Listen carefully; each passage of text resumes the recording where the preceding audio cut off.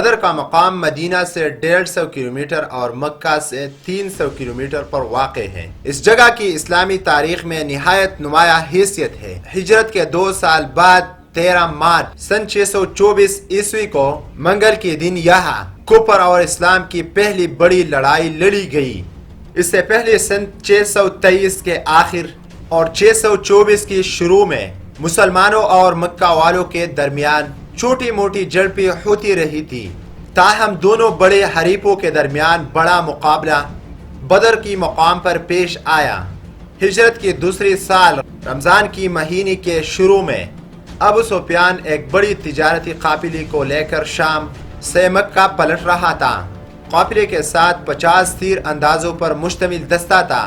یہ صورتحال نبی پاک صلی اللہ علیہ وآلہ وسلم کو مدینے کے لیے ایک خطرہ محسوس ہوئی اور آپ صلی اللہ علیہ وآلہ وسلم نے دفاعی حکمتی عملی ترتیب دے کر اس خطرے سے نمٹنے کے لیے تیاری شروع کر دی۔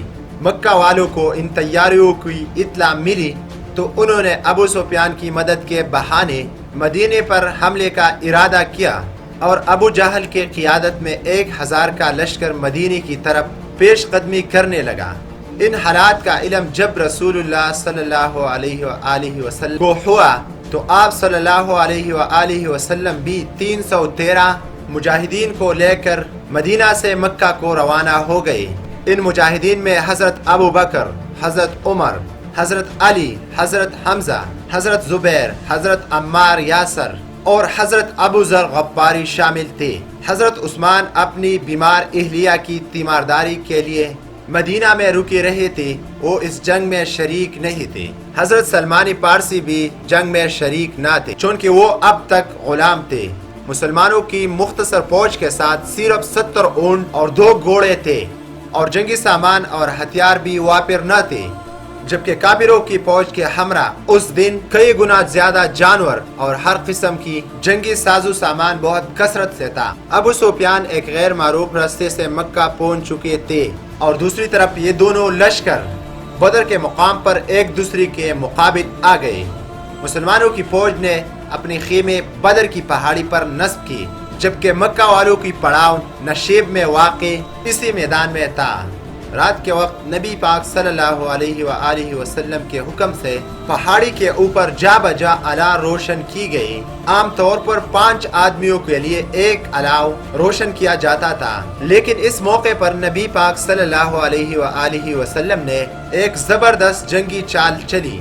آپ صلی اللہ علیہ وآلہ وسلم نے ہر صحابی کو الگ الاؤ روشن کرنے کا حکم دیا اور دشمن پر اصل سے 5 گنا زیادہ لشکر کی داغ مٹا دی۔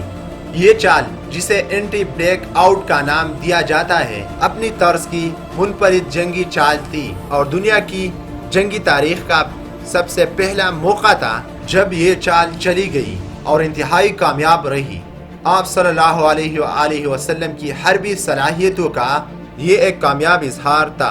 صبح کے وقت فوجیں آمنے سامنے سب آرا ہوئی اور جنگ کا اعلان ہوا۔ جنگ کا آغاز عرب کے قدیم روایت کے مطابق انفرادی جنگ سے ہوا۔ قریش نے اپنے 3 نامور جنگجو میدان میں اتارے۔ ان میں سے ایک عتبہ بن ربیعہ، ابو سفیان کا سسر، عتبہ کا بیٹا ولید اور عتبہ کا ہی بھائی شیبہ شامل تھے۔ ان کے مقابلے کے لیے نبی پاک صلی اللہ علیہ وآلہ وسلم نے حضرت علی، حضرت حمزہ، حضرت عبیدہ رضی اللہ تعالی عنہ کو میدان میں بھیجا۔ دو بدو لڑائی میں حضرت علی نے ولید اور حضرت حمزہ نے عتبہ کو قتل کر دیا۔ حضرت عبیدہ کو شیبہ نے شدید زخمی کر دیا۔ اسے حضرت علی اور حضرت حمزہ نے ہلاک کر دیا۔ اس طرح افرادی مقابلے میں مسلمان فتح یاب ہوئے اور عام جنگ کے لیے ان کا حوصلہ بلند ہو گیا تھا، یا فوجی اصطلاح میں یوں کہیے کہ مورال ہائی ہو گیا تھا۔ دوسری طرف قریش 3 بہادر جنگجوؤں کی ہلاکت کی وجہ سے جنگ کی شروع میں حوصلے ہارے گئے۔ نفسیاتی شکست نے انہیں خوف زدہ کر دیا اور ان کی فوج نے پسپائی اختیار کی۔ سپہر سے پہلے جنگ ختم ہو چکی تھی۔ مسلمانوں کی مٹھی بور فوج نے مارکا مار لیا تھا۔ اس جنگ میں 14 مجاہدین شہید ہوئے اور 72 کافر مارے گئے۔ مسلمانوں نے 70 کافروں کو جنگی قیدی بھی بنا لیا۔ یہاں ایک غیر معروف صحابی حضرت حارث کا ذکر ضرور کرنا چاہیے۔ آپ رضی اللہ تعالیٰ عنہ کے 4 بیٹے اس جنگ میں شہید ہوئے تھے۔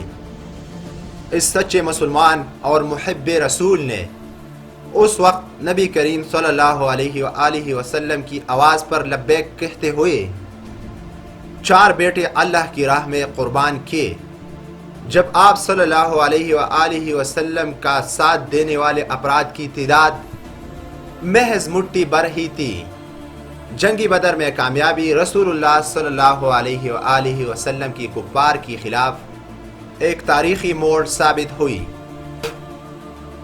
مکہ والوں کے علاوہ ارد گرد کے دیگر قبائل جو اب تک اسلام کو محض ایک علاقائی قوت اور مسلمانوں کو مخصوص مذہبی عقائد رکھنے والے افراد کا ایک مختصر گروہ سمجھتے تھے، اسے ایک ٹھوس اور طاقتور زمینی قوت تسلیم کرنے لگے اور اس کے پیغام کو ایک روحانی تحریک جسے واضح طور پر آسمانی طاقتوں کی حمایت حاصل تھی۔